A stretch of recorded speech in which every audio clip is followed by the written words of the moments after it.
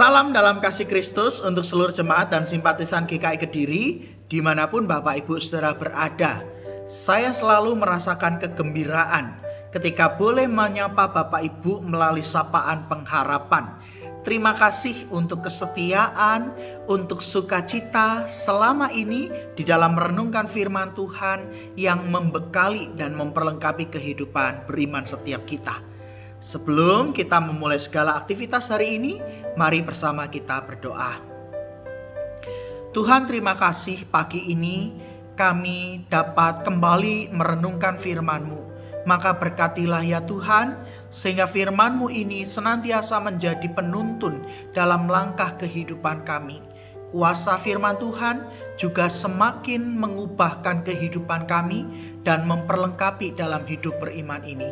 Terpujilah nama Tuhan, demi Kristus Yesus kami menyambut firman Tuhan. Amin. Sarapan pagi ini kita akan merenungkan tema bola liar bernama opini. Diambil dari bacaan 1 Korintus 4 ayat 13 sampai 14. Kalau kami difitnah, kami tetap menjawab dengan ramah. Kami telah menjadi sama dengan sampah dunia, sama dengan kotoran dari segala sesuatu sampai pada saat ini. Hal ini kutuliskan bukan untuk memalukan kamu, tetapi untuk menegur kamu sebagai anak-anakku yang kukasihi. Terpujilah nama Tuhan. Bapak, Ibu, dan Saudara, adakah di antara kita yang pernah menjadi korban dari opini negatif? Memang sebuah opini yang beredar tidak dapat dibendung dengan mudah. Itu seperti layaknya bola liar bagi siapa saja yang mau menendang ataupun menangkapnya. Hanya saja bukan berarti kita lalu membenarkan tindakan seseorang yang suka melempar opini terhadap sesamanya, apalagi kalau belum diketahui kebenarannya dan hanya berdasarkan katanya. Sebab opini tanpa fakta itu sama seperti berita hoax yang kalau dibiarkan lama-lama akan diterima sebagai sebuah kebenaran. Dan yang pasti sangat merugikan orang yang menjadi subjek atau objek dari opini tersebut. Bahkan butuh waktu yang cukup lama untuk meluruskan dan mengklarifikasi sebuah kebenaran agar bola liar bernama opini itu berhenti beredar. Rasul Paulus, ia pernah menjadi korban dari opini liar yang diberitakan kelompok penghasut di tengah jemaat Korintus. Akibatnya, jemaat meragukan dan mempertanyakan wibawa kerasulan Paulus.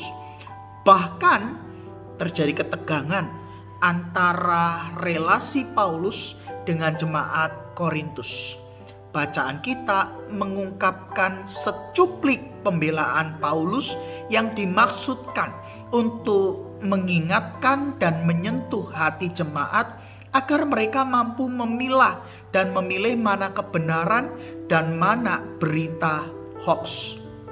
Yang menarik Bapak Ibu, walau opini liar itu sudah merugikan Paulus dan relasinya dengan jemaat Korintus, kita melihat kebesaran hati seorang Paulus yang mau merendahkan dirinya, bukan di dalam rangka memelas atau mencari perhatian, melainkan justru menyatakan kasihnya untuk menegur layaknya seorang bapak dan menunjukkan kesungguhannya dalam panggilan pelayanan sebagai seorang rasul. Melalui teguran dalam suratnya, Paulus tidak membiarkan opini liar itu beredar begitu rupa sampai dianggap sebuah kebenaran. Namun ada langkah-langkah dan upaya pastoral untuk berdiskusi dan mengklarifikasi, melakukan pembelaan sekaligus mengungkapkan kebenaran yang sesungguhnya. Bapak, Ibu, dan Saudara, opini negatif itu sangat berbahaya. Ia dapat merugikan seseorang, bahkan dapat menghancurkan sebuah relasi. Oleh sebab itu, mari belajar bijak di dalam memilah dan memilih. Mana informasi yang benar berdasarkan fakta dan mana opini negatif berdasarkan asumsi belaka.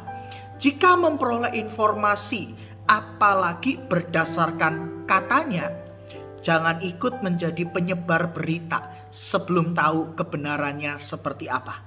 Sebaliknya, jika kita menjadi korban opini liar, berbahagialah kita, sebab hidup kita jauh lebih beruntung, jauh diberkati Tuhan daripada mereka yang menjadi sumber opini itu. Yang perlu kita lakukan adalah upayakan melakukan klarifikasi terhadap mereka yang berani bertanya langsung kepada kita. Tunjukkan data dan bukti agar kebenaran terungkap sehingga bola liar bernama opini berhenti menggelinding. Amin. Mari bersama kita berdoa. Tuhan, dalam menjalani hidup ini ada begitu banyak dinamika. Dan berikanlah kami hikmat supaya di dalam setiap dinamika itu kami dapat mencerna, memilah dan memilih informasi yang benar dan informasi yang hoax, supaya kami tidak menjadi orang-orang yang merugikan sesama kami dengan menjadi penyebar berita yang belum pasti kebenarannya. Bahkan ketika hari ini kami menjadi korban dari opini negatif yang liar itu, Tuhan berikan kami kekuatan supaya kami dapat menjadi pribadi yang rendah hati. Kami dapat belajar bahwa segala sesuatu Tuhan izinkan terjadi untuk mendewasakan kami, tapi juga membuat kami belajar mengungkapkan kebenaran yang sesungguhnya. Saat ini Tuhan, kami bersama berdoa untuk pertumbuhan jemaat-Mu, baik di GKI Kediri maupun juga di Bajem Tanjung. Tuhan, tetaplah berikan semangat, tetap berikan sukacita di dalam hidup kami bersama melalui hidup persekutuan. Tuhan juga berikan kami semangat dan sukacita ketika kami mengambil bagian di dalam karya pelayanan maupun juga kesaksian secara bersama-sama sebagai satu kesatuan tubuh Kristus. Maka kiranya berkat Tuhan yang akan senantiasa hadir, menyertai, menaungi, dan memberkati kehidupan jemaat-Mu di GKI Kediri maupun juga Bajem Tanjung. Sehingga kami boleh bersama-sama merayakan kegembiraan melalui relasi kami, tapi juga melalui seluruh kehidupan setiap kami. Terpujilah nama Tuhan. Pagi ini kami siap untuk memulai seluruh aktivitas kami, ya Tuhan. Berkatilah supaya segala sesuatu yang kami kerjakan, yang kami lakukan, di sanalah Tuhan berkarya, memelihara dan mencukupkan kehidupan kami bersama dengan keluarga. Dan kiranya Tuhan tetap memberikan kami kesehatan serta kekuatan agar hari demi hari kami jalani dengan tubuh yang dipelihara dan diberkati oleh Tuhan. Demi Kristus Yesus Tuhan kami berdoa dan memohon. Amin. Bapak Ibu, selamat menjalani aktivitas. Tuhan memberkati Bapak Ibu semua.